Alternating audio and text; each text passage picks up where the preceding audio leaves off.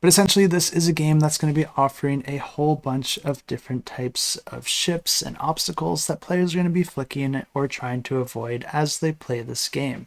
The game offers a whole bunch of different scenarios with players having different types of ships going up against each other, with some of these ships specializing in combat while others might be used for various other abilities. But the way this game works is that players are essentially going to be taking turns, activating each of their ships, performing 2 actions for that ship.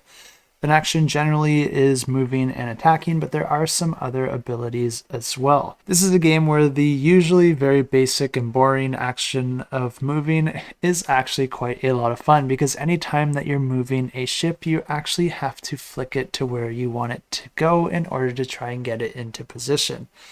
But whenever you do this, there are a few things to be aware of, because yes, you can ram other players' ships, but you do have to declare this before you do it. Otherwise, it's going to end in catastrophe for you, with you blowing up your ship, but still causing a bit of damage. But also, if you flick your ship outside the bounds of your play area, then it also just drifts off into space and you lose your ship. But then there could also be various obstacles that you're trying to avoid, like in this example where there's some floating asteroids. But then one last thing is that when you flick a ship, you have to flick the ship from its thrusters, which means that each ship is going to have different requirements in the ways that you can flick it, and you'll only be able to flick it at certain points on that actual token.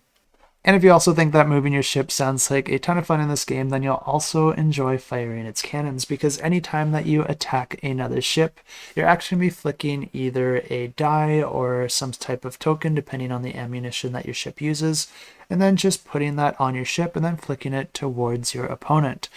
But what that die or token actually hits is completely up to your flick, and you could even end up firing at yourself. Each of your ships also has an accompanying card that's going to outline the different actions that are available to you, as well as the makeup of your ship and how you can flick it, and also the damage it can do and the dice and tokens that it will be using for attacks. Some ships can have shields that will defend them from incoming hits, and then another action that you can use to recharge that shield. But then there's options for different attacks and dice and tokens, even on a single ship that might have multiple different weapons. But then some ships could also be used to deploy other ships out on the board,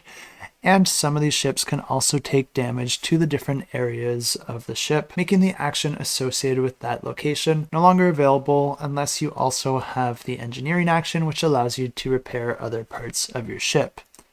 assuming that part of your ship wasn't damaged. This campaign is going to be introducing a new expansion with the pirate fleet of ships, but it's also going to be offering pretty much everything that they released previously, but a lot of it will be in limited stock, so if you are interested in this one, you'll definitely want to follow along with it. And there will also be some reprint stretch goals, allowing for some of these out-of-print modules and expansions to be also included in this campaign.